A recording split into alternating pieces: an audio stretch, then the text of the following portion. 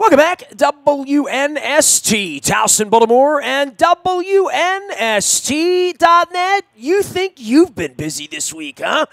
The Baltimore Ravens have been busier than perhaps it looked when we all awakened on Wednesday morning. And, Luke, I remember all the way back to Wednesday morning when they were breaking up the band and they were going to be rebuilding. I got all the words written down here. Transitional, that was your word. Test tube offense and rebuild. Well, we didn't get all the way to we didn't have rebuilding, but we had reboot. And it was more like reboot, right? By the end of the day, they had spent a goodly amount of cash and had welcomed another Hall of Famer in. And, maybe it's unfair to Mark Ingram that we've given all of this love to Earl Thomas, but they helped both sides of the ball on Wednesday.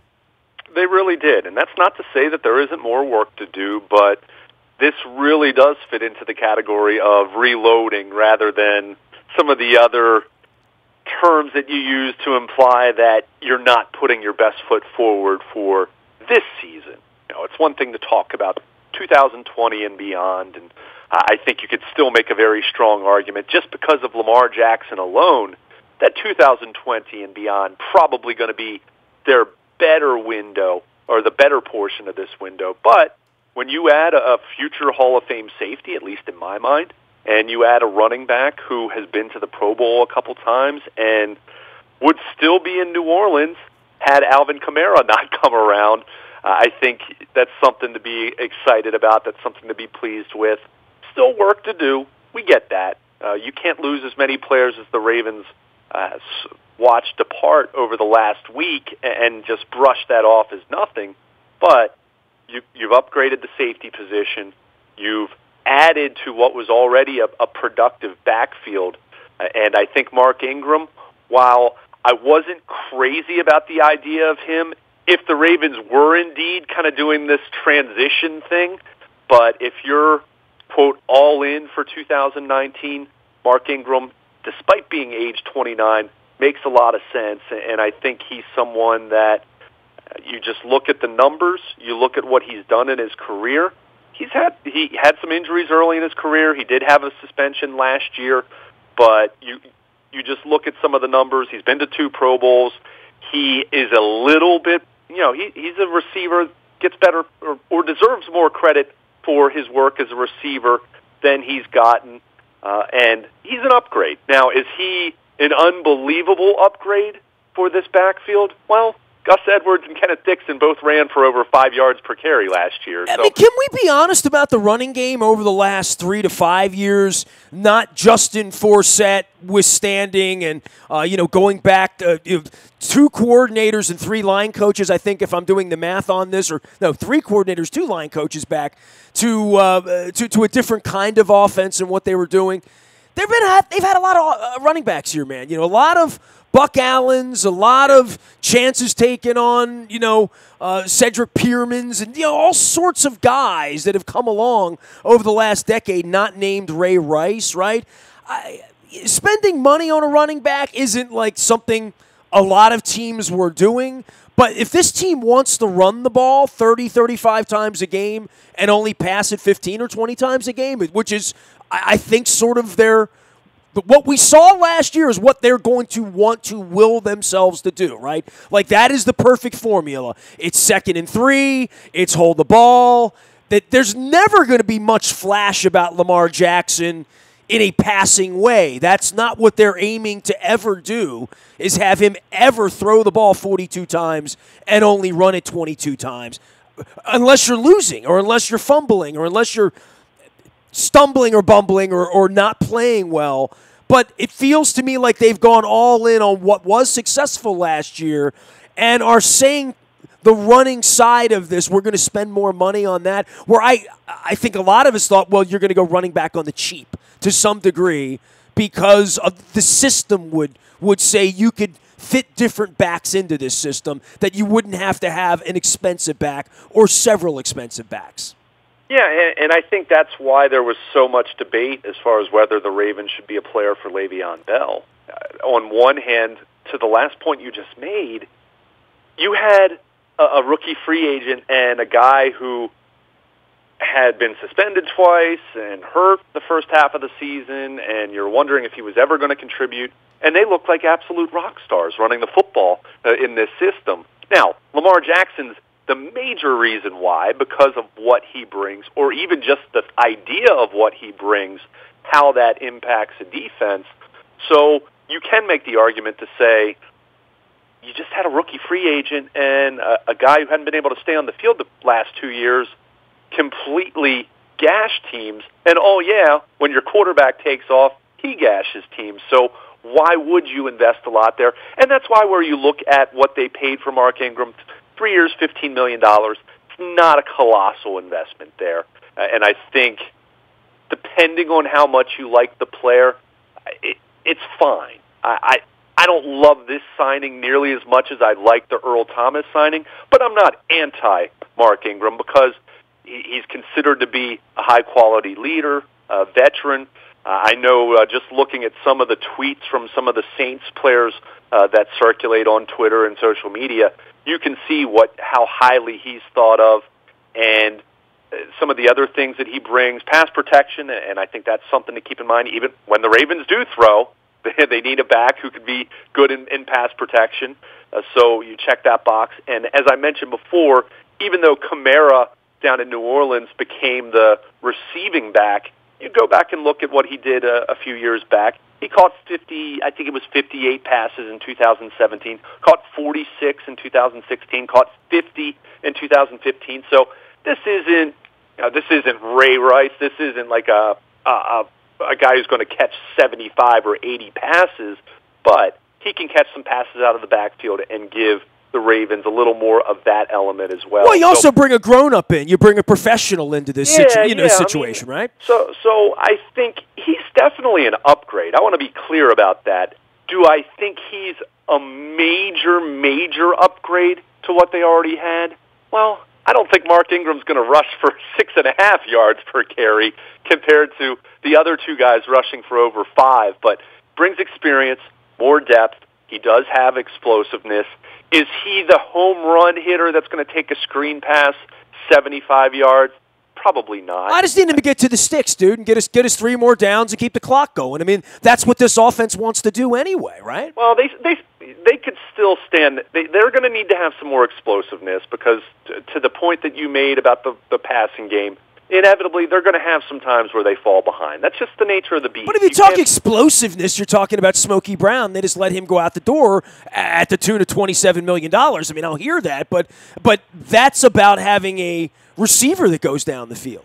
Sure. Well, that's where I think they're really going to have to go in the draft. I mean, there are receivers that are out there. I mean, some of them have been snatched up already, but I think overall, we've talked about it, this wide receiver free agent class, pretty darn underwhelming. So I think they're going to have to go to the draft. I mean, isn't it always pretty darn underwhelming? I mean, Antonio Brown and Odell Beckham got moved this week. You know what I mean? Yeah. Like, if you're in the market, there they are. I mean, personality, money, distraction, leadership issue. You got all of that, but that's what the best receivers look like, and they were gifted away to two of the worst franchises in the sport, right? If not the 2 worst franchises in the sport. I know you're all bullish on Cleveland these days, but, I'm waiting to see on all that. Cleveland has a lot of talent, though, you have to admit, though. I mean, the Giants are an absolute dumpster fire. Cleveland's ascending. I mean, Cleveland won. But if you want a wide receiver, then go get one of those guys and say we don't need a safety, right? Like, literally, right? Like, if you think you're going to throw the football, I don't think they think they're going to throw the football. I made a very random post the other day, Luke, like, it's going to be hard to lure a wide receiver here who is the kind of wide receiver who wants the ball, because you're going to need to be the kind of wide receiver who's going to want to crack down more than they only want you to catch the ball 4 or 5 times a week. Maybe. They don't even want to throw the ball 25 times a week. So I see Antonio Brown saying, well, I'll catch 110 balls in this system or 120 balls in that system. I'm thinking the Ravens system is designed to not complete many more than 250 passes in a season. 250 passes is, 15 a week, right? Like, that's kind of what they want to do, right? I don't think they even want to complete 15 passes. I think they want to be 12 of 18, and they want to run the ball 37 times a week, if they're diagramming this, right? Yeah, I mean... Well, you tell me. I don't understand any of it because nothing about it. I'm not being mean. It just doesn't make any sense to me. But if you're going to go all in on being Navy, then you go all in on being Navy because Antonio Brown doesn't want to be here. And you can't say, well, we want to have that guy. Really? You want to have a guy that's going to catch 10 or 12 balls a week? How many times are you going to throw it? Well, there's a fine line here. I mean, it's one thing to say Antonio Brown or Odell Beckham. It's another thing to say that you need to have a couple receivers that you can count on and make some plays. Who is that, Jordy Nelson kind of player? Brandon Stokely kind of? I mean, a guy that goes across the middle and catches 6 balls or what? I mean, better tight ends, right? Tight ends that catch Gronkowski, right? You know, and that's, I'm glad you brought that up because the tight ends are going to be kind of the centripetal force of this passing game, I think. Everything's going to really work with them, and it's probably going to be a case where they work more inside out. They're going to work more over the middle. That's where Lamar Jackson easily had his most success as a passer last year. But I think we need to pump the brakes a little bit on just saying this is what Lamar Jackson was last year, and that's just what he's going to be next year. I think they're very clearly committed to running the football. There's no doubt about that. When you re-sign Nick Boyle to a 3-year, $18 million contract, that's a major tell that, yeah, you are going to continue to do many of the things that you did last year. But at least I hope, because I don't think it's going to work otherwise, they need to recognize that they have to be more productive, more efficient in the passing game. So it really is a case of how do you maintain this great running game and then have more play action grow off of it, more RPOs grow off of it. And, you know, I think if they're honestly sitting there thinking that ideally they're only going to complete 10 passes per game, this isn't going to work. Well, what is ideal then? 16? I mean, it's not 24. I mean, they don't want to go 24 or 38. Like that. That's not. I'm wondering what the formula is. I mean, the formula last year, dude, it worked, right? Like, it was, what did you call it? Ugly? You had a name for it that was something about being unattractive. I called it weird. Embrace the weirdness, I think. Yeah, that's what it was, right? Well, or embrace the ugly or embrace the cloud of dust. But I don't know that you want to flip that in any way. And if you don't, then don't be telling me that you need to go get the lanky 6'4" wide receiver that's going to go down the field and be the home run threat and all of that stuff. Because I don't think you're designing anything to get that cat the football all that much. Well, but you have to have some balance because it didn't work last year in the playoffs, and that's what it mattered, right? I mean, it utterly failed in a miserable way in the playoffs. So it's about finding more balance, and you can't just say, "Well, wide receivers don't matter." Well, I mean, that's just like, that reminds me of Mark Trestman saying, "Well, we're just going to have Joe Flacco throw it 50 times a game, and our running game doesn't matter, and we don't need to invest in running backs because we don't have much interest in running the football anyway." And that's kind of how that played out, and it didn't work that way either. So I think we're making too many assumptions that it's going to be exactly like it was last year. Because if that were the case, why would they be rebuilding the offense from the ground up the way that they've been talking about this offseason? And there's a little bit of... But they can say that or not, dude. They're going to snap the ball, and they're either going to run it or they're going to throw it. And most of the time, they're going to quarterback sneak right, quarterback sneak left with the offense moving, and it's going to look like, most of the time, it's going to look like the electronic magnet game. And I know I've kidded everybody, and we had laughs out of that, but that's what it's going to look like most of the time. And when they throw out of that, cool, but I don't think on first down and once it's 2nd and 3, you're going to see that they're going to run the offense that way. And are they going to try for some home runs? Sure, but I don't know how often he's ever going to drop back, or I don't know why they would want to do that at this point. And I don't know that they're building personnel, to your point, $6 million fullback and a $5 million running back, and I guess they're going to spend money on a center. We talked about that, right? So, or they're going to spend draft collateral on a center. Whatever it's going to be, they're going to fatten up the offensive line and run the ball like Nebraska, I guess. I mean, I still don't know if it's going to be quite as skewed as it was last year, because everything about the NFL in today's in today's game tells you that you have to throw the football. Throwing the football is the best way to win football games. It's the best way to move the ball and score points. It's just the truth. Think about it. Even the worst passing games average, 6.5 yards per attempt. The best the best rushing games average 5 yards per carry. Dude, so this is where I'm going to go all Sig Meidel and weird on you and say that's what is counterintuitive to that is if you can run the football and get 6.5 yards on first down, you're never going to feel you're never and you want to keep your old tired defense, that was last year, right? Which isn't as old now. Understood, but you still don't want them on the field. So the idea of the game would still be, I want them on the field 38 times, and I want my offense on the field 62 times. I want to own the clock. I want to own the sticks. I have a kicker. I'm shortening the game. The other team's got a $25 million quarterback that I keep getting off the field in a minute and 24 seconds on 3 plays or maybe 5 plays, and they're punting. That's what they did last year. That's how this worked. I don't think this works thinking you've got a Matt Ryan offense here. Or to your point, maybe more of a Tom Brady offense where it's a little more ball control within the passing game, of feeling a little more West Coasty and down and distance and that sort of thing. But I think you get real arrogant when you design to run the ball, personnel to run the ball, go out on first down, and you run the ball. And it's 2nd and 3 or 2nd and 4, and then you think, well, let's run it again. And, it's first down again. Well, maybe we'll pass. Let's pass it. Oh, hell, Crabtree dropped the ball. Now we're in 2nd and 10. Well, why the hell did we pass the ball to begin with? We were running the ball. I think when you get into game, man, you either run or you pass. And I think when all you think about all week is running, we've come a long way from Ray Rice touching the ball 6 times in Jacksonville around here, right? I mean, that's just not going to happen in this offense.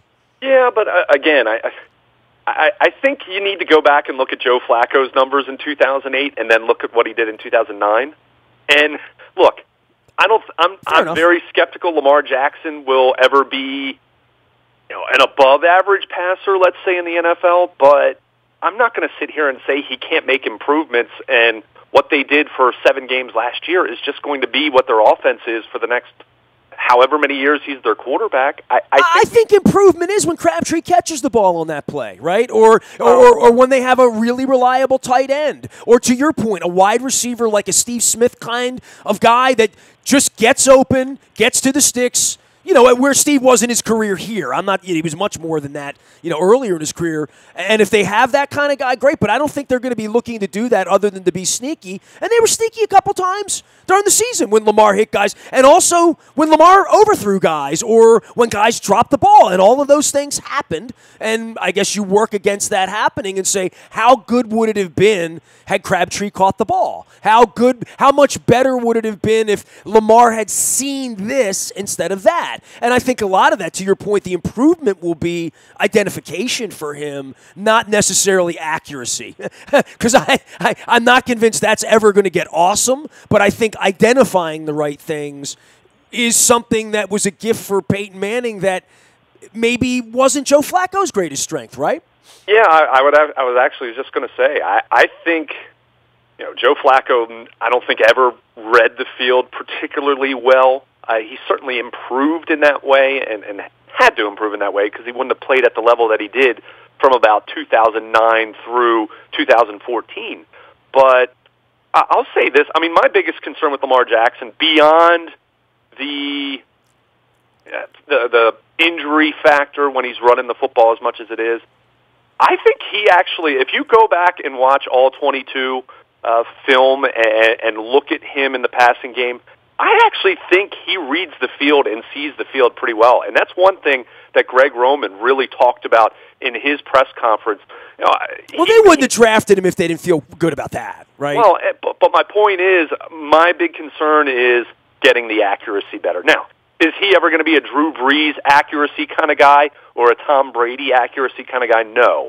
But he does need to become more accurate, or this passing game is going to remain extremely limited. And by the way, if they believe he can be on that road, I mean, come on, man. These guys are 39, 42. You're talking about guys that have thrown more footballs than he's had meals. You know what I mean? Literally, right? So I would say this for him, because they're all in on him, and they believe that if he can be somewhat as good as that, he can go to the Hall of Fame and stay healthy. If he doesn't have to be the guy that's in there running into linebackers 12 and 14 times a game, if he can only be the guy that can have the fear of doing that, without having to do that. And I think McNair got to that point a little bit. Cordell Stewart never jumped that. Michael Vick got broken in half, and so did RG3 before they could ever get there. Steve Young stopped doing it because he kept getting conked in the head. So, at some point, I would agree with you that they look at him and say he throws the ball pretty damn well. Now, how can we make it better between 2 and 15 yards, where it's always Drew Brees from here to there, just in short distances, and we get guys that actually catch the ball, not what Crabtree did last year, but when they get open, when they run a curl, when they run a seam, when something happens, that he makes the play happen, that you go get the football and battle for the football when he does make a mistake.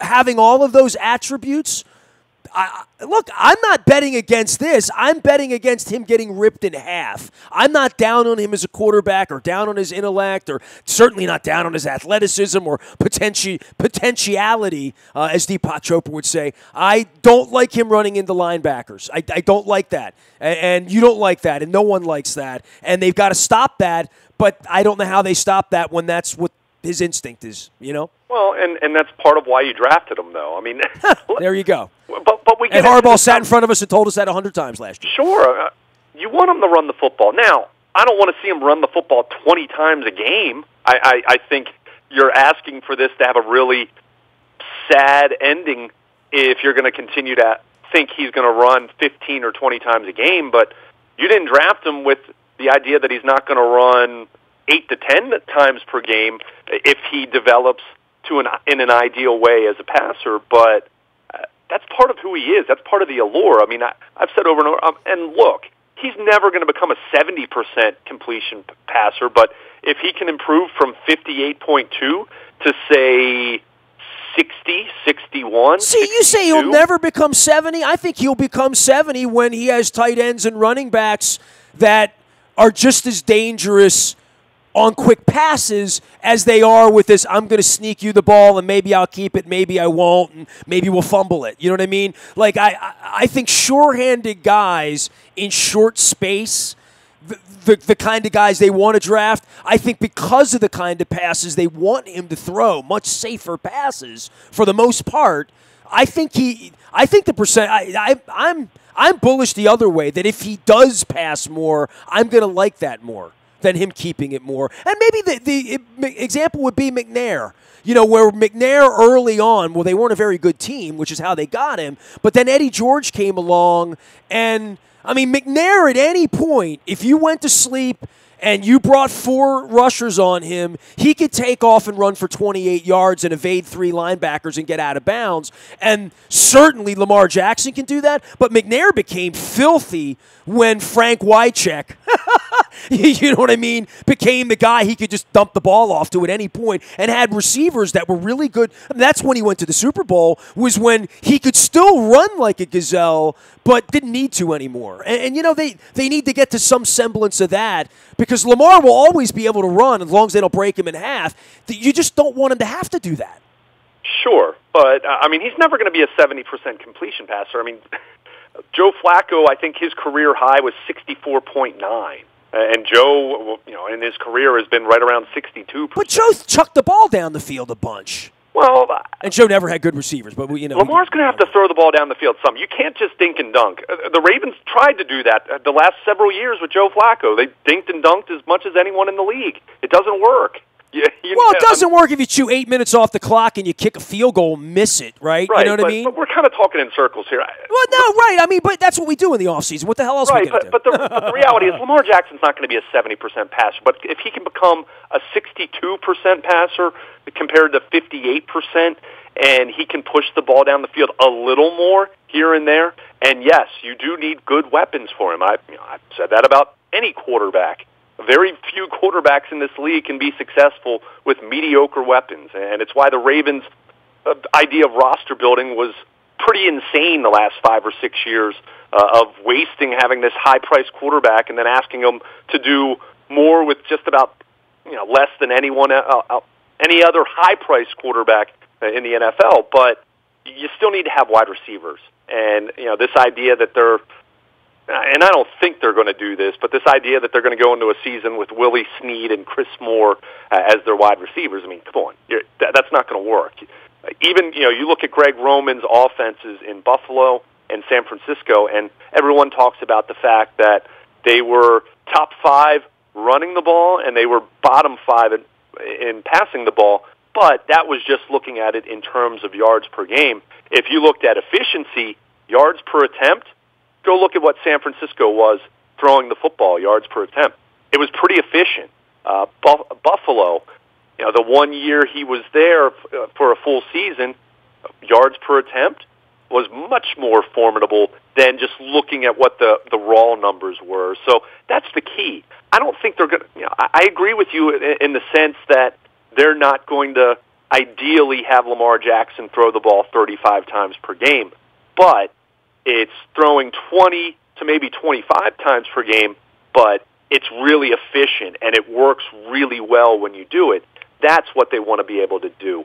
This idea that they're going to be Navy and run for 300 yards per game and have 92 passing yards or 113 passing yards, that's not going to work. Why? Because Navy doesn't win the national championship at the collegiate football level. Hey, man, they played a home playoff game doing it that way and only did it for half the year and turned the league a little bit upside down, and nobody could figure it out until the Chargers decided to put 9 defensive backs out on the field and run around and then say that now you're going to throw, and now you're going to throw too, Yeah, it's an interesting offseason for them because they really are doing this in a different way than we're sitting here on the radio trying to guess what they're doing. In most cases, most years, when you have a normal Joe Flacco, Matt Ryan, pick any normal Baker Mayfield, normal quarterback, most teams are trying to do the same thing the same way, build offenses the same way. They all want a Gronkowski. They all want an Antonio Brown. They all want a Ray Rice. They all want a Marshall Yanda. They all want we all know what the ideal is at every position. He's breaking that and changing that for this team. So this team's going to be put together in a different way, and they're going to value Nick Boyle differently and maybe Mark Ingram differently and the other intangibles he brings. And I think that also makes them value John Brown differently, and they need a different kind of wide receiver. I keep talking about like Steve Smith, some really nasty, crackdown wide receiver who always wanted to be a linebacker. You know what I mean? And having that kind of a wide receiver who can, Anquan Bolden, you know what I mean? Somebody physical, that's going to change things for them. And that's a different kind of wide receiver than, Odell Beckham, right? Literally.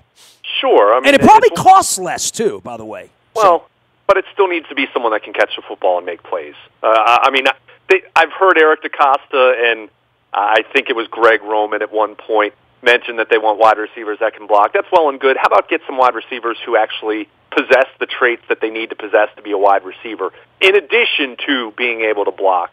So I think I hear what you're saying, and I agree. They clearly value someone like Nick Boyle more so than other teams would, but you can't overthink it to the point where you suddenly say, well, we don't really care about having a wide receiver that's going to be able to make plays as a receiver. We want them to be able to block. It needs to be those two things in concert. It can't just be, you're putting a tight end at wide receiver because he can block. I mean, you're still going to need someone who can stretch the field. And look, I wasn't that hot and bothered about losing John Brown or the idea of keeping him. One, I don't know if he really wanted to come back, even though I know he said that because of what happened and considering he was in a contract year, even though he still made out pretty well in Buffalo. And two, there were some sentiments within the building and people watching him on tape that wondered if he slowed down a little bit. Because keep in mind,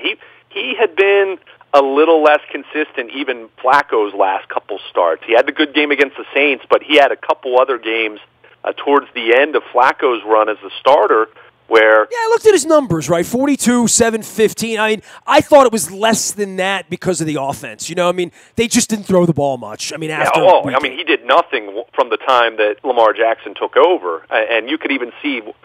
It's not as though he wasn't targeted at all, but when he was targeted, it wasn't calibrated. I mean, those two were not on the same page.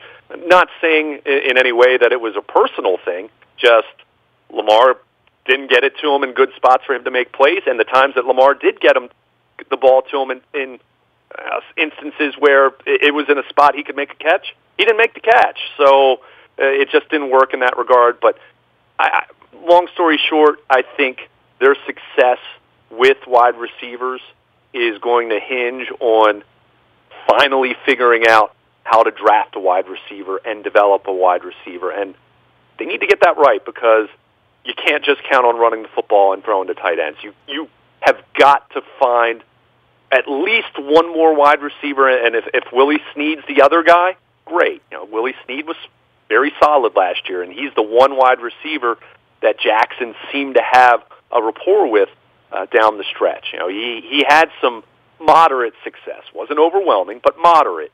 So can you find someone else to go with him? Probably more physical, as you mentioned, probably someone who has that big catch radius, someone that can kind of basically account for Jackson not being the most accurate passer and, you know, can block a little bit. If you can find that guy, it doesn't have to be in the first round per se, but you can't go into the draft and just say, well, we're going to grab a receiver in the 6th round because I'm going to shoot that down right away because I've just seen that story too many times. How many times have we talked about... Antonio Brown was a 6th rounder, I'm saying.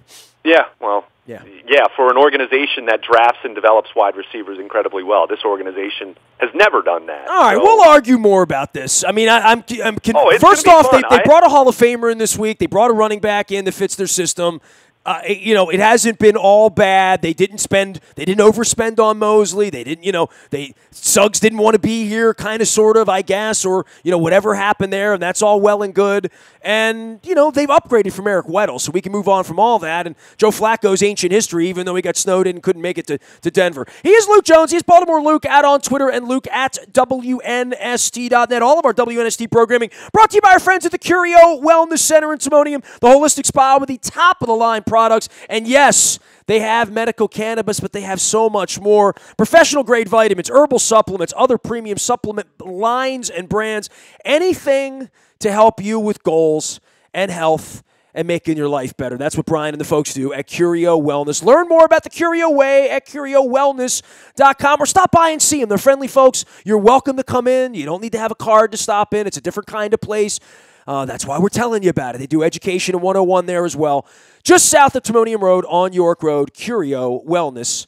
Check out the Curio Way. Also, our friends at Hammer and Nails who did my hair up right, did my feet up right. They're in Owings Mills, right on the town center. They have a membership program there. I encourage you, if you're unhappy with your barber, unhappy with your stylist, looking for a new sort of an experience, big screen TVs, they hand you an adult beverage, and 25% off if you mention me in WNST. Hammer and Nails. You see me wearing the shirt on the webcam. You've heard the ads. They're going to be with us for a good long time. We hope to see you at Hammer and Nails. I'm going to need a haircut before I go to Phoenix next weekend. I'll be at the NFL owners' meetings. Luke is keeping everything warm and safe on the home front. Big Ten tournament, UMBC. I'm holding up hats here on the webcam. I got a Coppin hat. I got a UMBC hat. Juan won a game. UMBC's won some games here. It's been a nice local college basketball week. Terps are going to be in the seating in the brackets on Monday, so it's all good.